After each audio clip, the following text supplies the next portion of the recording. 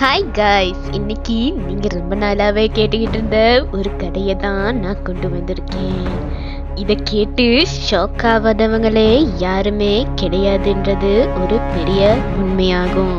அப்படிப்பட்ட ஒரு பயங்கரமான கதையைத்தான் நான் இன்னைக்கு உங்ககிட்ட சொல்ல போறேன்.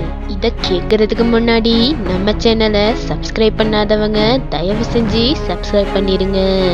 ஒரு சின்ன சேனலுக்கு ஹெல்ப் பண்றது ரொம்பவே நல்ல பழக்கம். வாங்க கதைக்குள்ள போகலாம். ஜோசப் என்ற ஒரு இளம் வயசு பையனுடையும் ஜோசபி என்ற ஒரு இளம் வயசு பெண்ணிடையும் கதை தான் இது. ஒரு நாள் காலையில ஜோசப்ங்கிற 17 வயசான பையன் ஸ்கூல் போகணும், லேட் ஆயிடுச்சுன்னு பதறிக்கிட்டே எழும்புறாரு. அப்படி பயந்துக்கிட்டே பதறிக்கிட்டே எழுமின அவருக்காகவே அவருடைய அன்பு தோழி ஜோசபி வெளியில ஸ்கூல் ஒன்னா போகணுன்றதுக்காக காத்துக்கிட்டு இருந்தாங்க. அப்படி பதறிக்கிட்டே வெளியே போன ஜோசபியோட அவரோட அந்த நாளை ஸ்டார்ட் பண்ணாரு. அப்படி போயிட்டு இருக்க அவங்களுக்கு தெரியாது, இந்த நாள் தான் அவங்க லைஃப்லயே மறக்க முடியாத நாளா அமைய போறதுன்றது. போயிட்டுக்கிட்டு இருந்த வழியில ஜோசஃபியான அவங்க வழக்கத்துக்கு மாறாக அமைதியா வரத ஜோசப் நோட்டீஸ் பண்றாரு. அப்படி வந்துகிட்டு இருந்த ஜோசப்புக்கு இது ஒரு மாதிரியா வழக்கத்துக்கு மாறா இருக்கிறத உணர்ந்த அவரு அந்த இடத்துல நோட்டீஸ் பண்றாரு ஒரு விடயத்தை தான். அதுதான் அவங்க டெய்லி போற அமைதியான ஆலமரத்து வழி.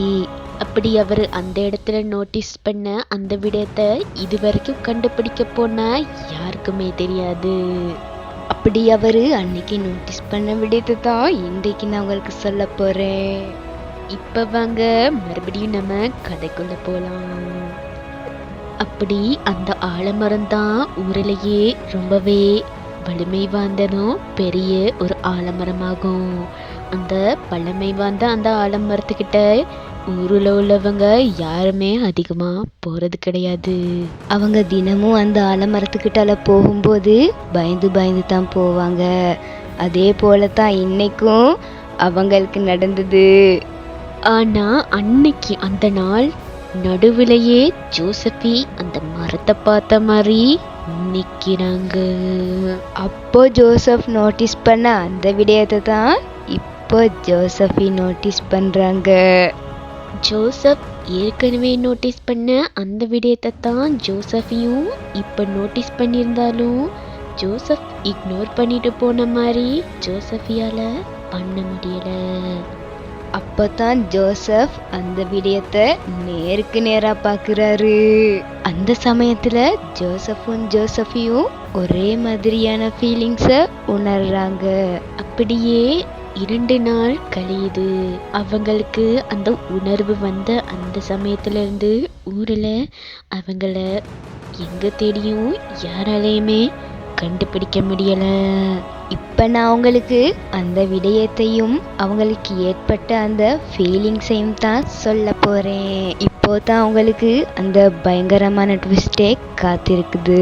இது வரைக்கும் அந்த விடயத்தை தேட போன யாருக்குமே தெரியாத மாதிரி தான் எனக்கும் இந்த விடயம் தெரியாது.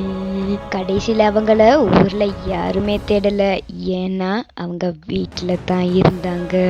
இந்த வீடியோவை பார்த்து நீங்க எவ்வளோ சந்தோஷப்பட்டீங்களோ அதே மாதிரி உங்க ஃப்ரெண்ட்ஸ் அண்ட் ஃபேமிலிக்கும் ஷேர் பண்ணி சந்தோஷப்பட வைங்க. நன்றி, வணக்கம். மீண்டும் இன்னொரு வீடியோல சந்திக்கிற வரைக்கும் காத்துக்கிடுங்க.